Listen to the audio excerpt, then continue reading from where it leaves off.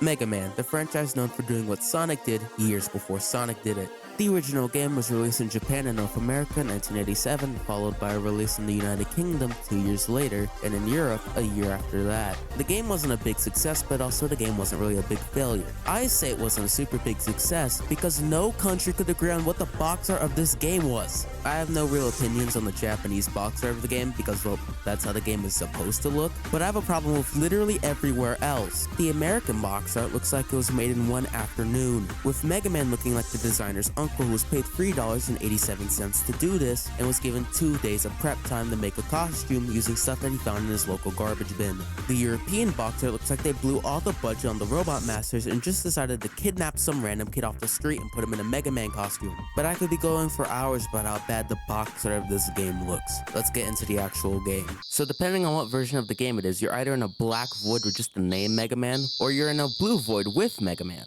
But without staring into the void for too long, we get into the boss select screen. The boss selection in this game lacks estrogen, sadly like me. But with having a nice 50-50 split of having bosses that you can actually do Buster only and bosses that I don't understand how you're supposed to do Buster only without cheesing it, I just decided to go with the easiest one first, Bomb Man. The level is fairly easy besides from this one guy that always knock you into a pit of spite and Sniper Joes that refuse to leave you alone. Then you get to Bomb Man, which is a fairly easy fight. I just usually gonna get close to him and shoot him until he's dead. We get the Hyper Bomb and I set my sights on the next boss, Guts Man. Oh come on, I had to. Guts Man stage is easy except for the fact that it makes you discover that Mega Man falls extremely fast if he isn't jumping, and that there are these pickaxe guys that keep throwing pickaxes at you until you or he dies. Right before the boss room, there's this annoying big eyes enemy that you have to go and avoid. Once you get to Guts Man, my strat is just to throw a bomb at him and see if he hits it, and repeat that until he's dead. He's defeated and we get the Guts throw, then we go to our next boss, Cut Man.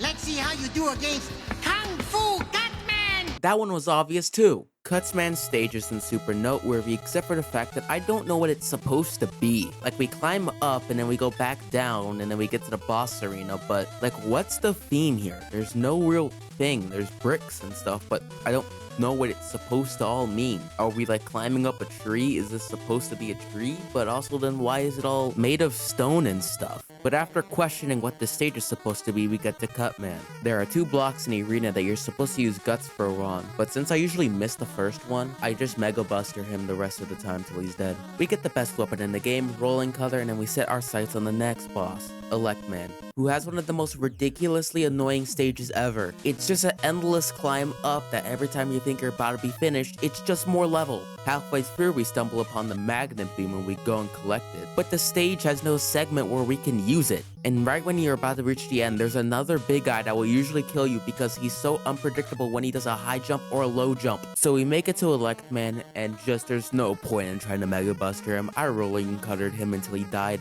Then we get the actual best weapon in the game, Elec Beam. Then we get the truly most annoying Robot Master stage, Iceman. Because Mega Man in this game already controls like he's running with wet socks, so putting him in an ice level is just absolutely unbearable. And then this is the first time that Yoku blocks appear in this game, which means you can actually go and try to solve the puzzle, or be like me and just Magnet Beam it because I do not have enough time to care. Then we're supposed to jump from platforming guy to platform guy, but I just Magnet Beam through all of that because I do not want to deal with unpredictable shooting moving platforms. The rest of the level is fine until we get to Iceman himself. There's absolutely no point in trying to fight him legit. I just decided to Elec Beam him until he was dead because trying to Mega Buster him only would be pure hell. We get Ice Beam when we go to my favorite level in this game, Fireman. I don't get the point of his stage because it just kind of looks like he's in the middle of a volcano with all this nonsensical stuff around him. But the level does give you a lot of chances to use Ice Slasher in unique ways to stop the fire from moving. The rest of the level is fairly easy until we get to Fireman himself. I usually damage boost through him because I don't really know how to dodge it because he shoots so fast that it's just easier to try to kill him than try to dodge. We kill him and we get Firestorm, and now I think is an appropriate time to actually talk about the story.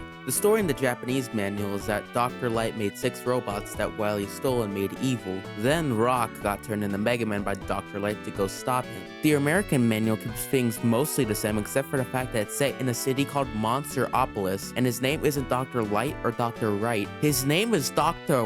White, and the Robot Masters are mostly described as humanoids throughout the whole thing. And he's always called Mega Man, not one mention of Rock, no mention of anything else. And also, it says that they're the head leaders of 7 different empires in Monsteropolis, but there's more story context given in later games, so let's just go on to Dr. Wily's Robot Factory. Wily Stage 1 should be more infuriating than it actually is. Like, for example, at the beginning there's a bunch of big eyes, but for some reason I don't have an issue dodging them. They just kind of go away. The only part that I really struggled with was the part where there are these same little platform enemies from Iceman Stage. And just like there, they keep shooting me and landing me to my death, and so I have to keep doing it again. But I can't just keep using Magnet Beam because I need enough energy for the next part of the stage. So I just end up grinding for energy in the same part of the stage forever, until we go and face one of the most overratedly difficult bosses ever, the Yellow Devil. He has a very predictable pattern that makes it easy to do Buster only, except for the fact that his eyes don't stay in the same spot, so he keeps moving around. But to save time on my end, I just pause glitched him until he died. Also, before we leave the stage, I just have to state that the Megas has a banger song for Wily Stage 1.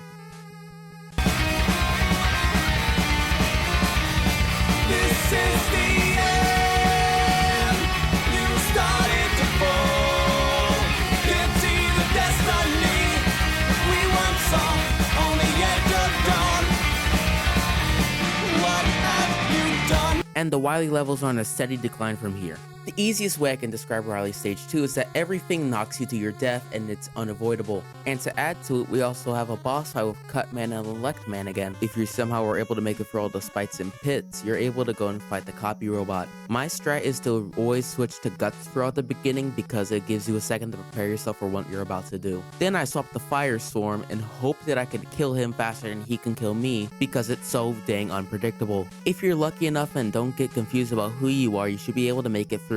Once you kill him, you're on your way to the actual worst Wily stage ever, Wily Stage 3. Well, I'm actually lying a bit. The stage isn't the worst ever, it's the boss. The stage is so easy, I could probably do it blindfolded in under a minute because it is so easy. It's just a short climb down and one long hallway where you have to shoot these penguins. But once you reach the boss, it becomes the most unbearable thing ever. My strat is to kill him like 2 or 3 times before you start using the Guts block, because if you do it too early, then you won't have any place to dodge. So you can't use Elec Beam on it because the Elec Beam would destroy the Guts blocks, so you're left having to use literally every other weapon. But none can kill them fast, so you just end up wasting all your weapon energy trying to kill this dang bubble machine. Oh yeah, did I also mention it's supposed to be a bubble machine or something? I just assume it's a bubble machine because it's in a bubble, but there's nothing else. Why is this here? What does this have to do with a machine factory? I finally kill it and I'm able to go to the last stage of this game, Wily Stage 4. Something that took me forever to notice is that in the first 2 games, the first Wily stage has a unique track, but then the rest of the Wily stages share a single track, which makes no sense because they usually pick the good Wily track for the first stage, so you're left listening to the inferior track for the rest of the game. There's nothing really interesting to talk about in Wily Stage 4, except for that it shows the development of Dr. Wily's Gutsman obsession, and we get the Yasichi, or at least that's how I think it's pronounced, which fully heals and restores our weapon energy, right before our final boss rush where we have to fight the rest of the Robot Masters we haven't faced again. Once we're finished with that, we get on to Dr. Wily himself. My strat for the first phase was to use Firestorm at a far range so that way he couldn't hit me. Once he was at a second phase, then I moved the Firestorm at a close range, because the energy balls he throws on the second phase actually don't appear fully under him immediately, so you have a little bit of wiggle room underneath him to shoot. And then I kept the strat going until Wily was defeated. Then we get this ending cutscene of Mega Man running home, and then we get the same without his armor. And I'm glad they updated his hair design later, because currently he straight up does just look like Astro Boy. If you try to continue, it sends you to the stage select screen. Before I go, I have some closing thoughts. I don't get the point system in this game, it makes no sense. Because unlike literally every other game that had a point system at the time, this game actually had a story. And not just a story, a set ending. So why did you need points? There's a clear ending to the game. Second of all, enemies can respawn and give you even more points. What's the point of a point system if you can farm all the points?